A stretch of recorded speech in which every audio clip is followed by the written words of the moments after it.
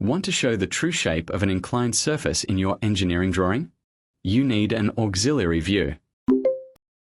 In this video, I'll show you step by step how to draw principal views and a partial auxiliary view of an object with an inclined surface. Let's get started. Step 1. Draw two adjacent principal views. One of these views must show the inclined surface as an edge. In our example, we'll start with the front view and the top view. The front view shows the inclined surface as an inclined line.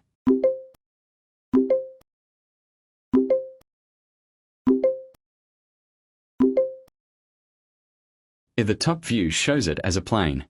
To be more complete, we'll also add the side view. Setting up the views. Dimensions. Here are the dimensions based on the isometric view. A front view. Width equals 7 units. Height equals 6 units. A top view. Same width and depth as front and side. A side view. Square equals 6 units times 6 units. These are the maximum dimensions that contain all the features of the object. Understanding the inclined plane. Now, let's understand the inclined plane. From the front view, this inclined plane looks like a line. Why does it look like a line from the front? Because the inclined plane is created using the z-axis, vertical, and y-axis, depth. From the front view, the y-axis is pointing directly away from you, so it becomes a point, and the plane becomes a line.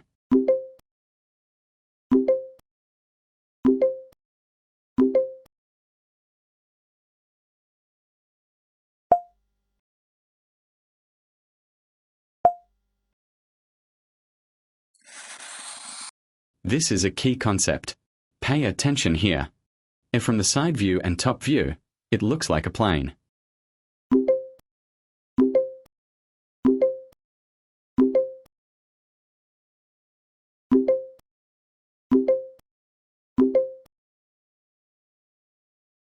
Let's start drawing the front view. First, identify the planes made using the x and z axes. These are visible from the front. A plane K, made from x and z lines visible. A plane L, made from x and z lines visible.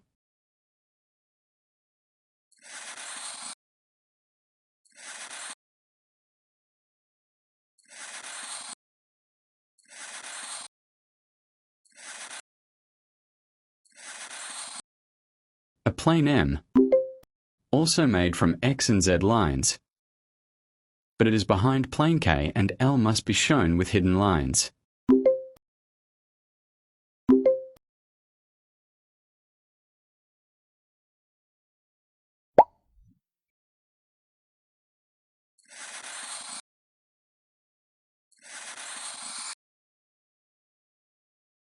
After adding these, the front view is complete.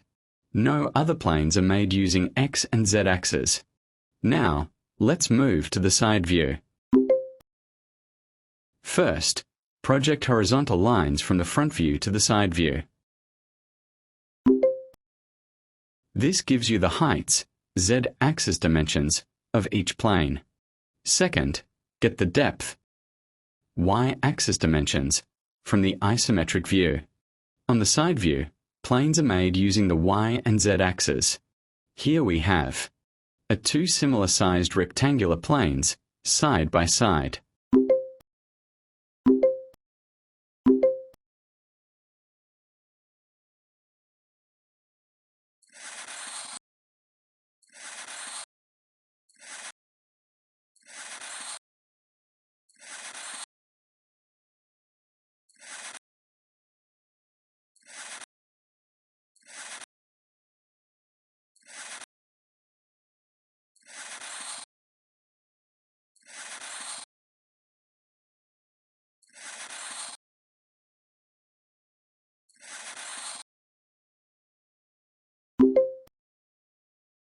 A one rectangular plane at the bottom center. Height equal 1 unit. Depth equals 4 units. Draw these on the side view.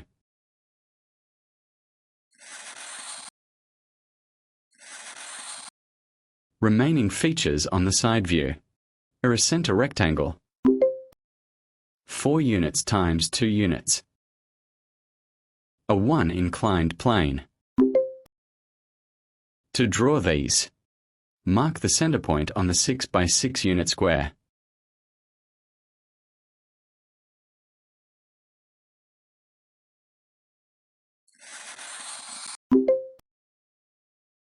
Curve the 2 by 4 unit rectangle as shown.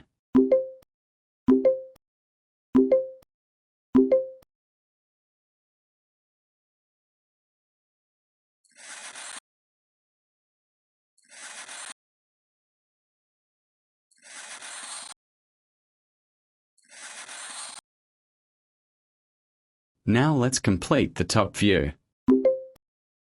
To get the top view, a project lines from the front view gives you widths, x-axis dimensions.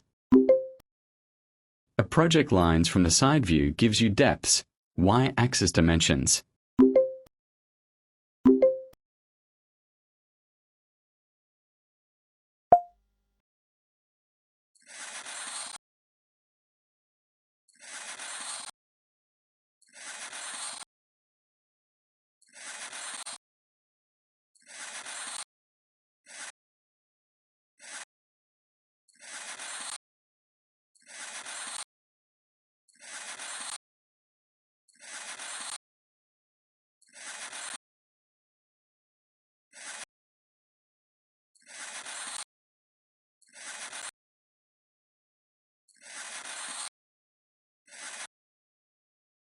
Which planes are visible from the top? From the top view, the observer looks down along the z-axis. The z-axis becomes a point. Planes made using x and y-axes are visible. A plane K and plane Q, made using x and y-axes visible.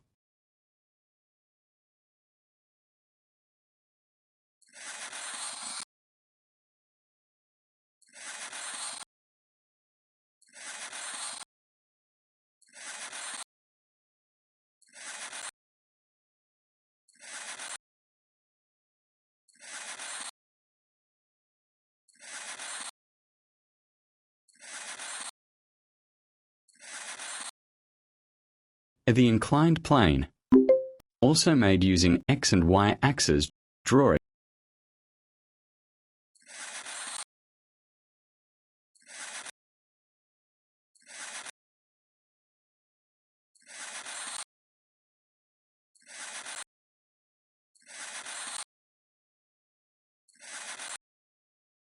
Now all 3 principal views are complete. Remember step 1? One view must show the inclined surface as an edge. In our drawing, that is the front view. We will use the front view to create our auxiliary view. Step by step, drawing the auxiliary view. Now let's draw the partial auxiliary view to show the true shape of the inclined surface. Step 1. Lightly draw a reference line, WA, parallel to the edge of the inclined surface in the front view.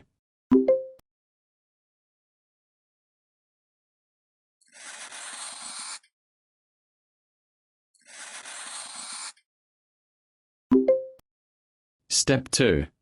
Lightly draw a second reference line, CD, between the 2 principal views, for example, between the front view and side view. These 2 lines, WE and CD, will help you locate points in the auxiliary view. Step 3. Draw projectors from the inclined edge. These projectors must be perpendicular to the inclined surface. Rotate your reference line WE so it stays parallel to the inclined surface.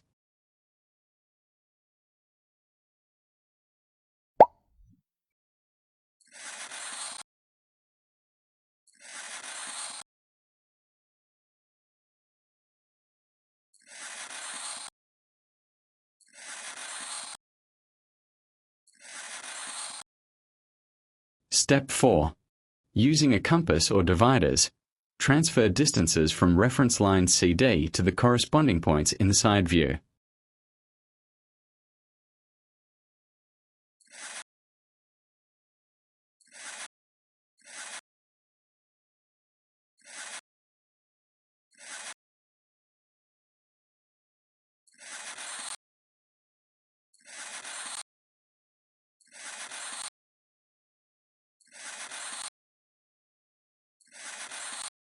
Step 5.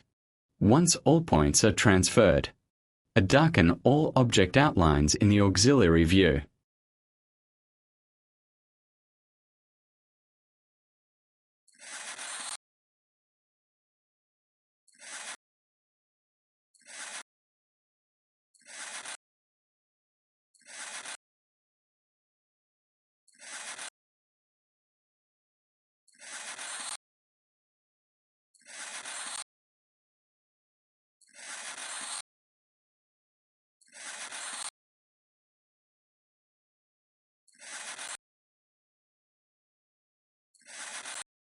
Erase all projectors and reference lines. Done. The completed partial auxiliary view now shows the true shape of the inclined surface.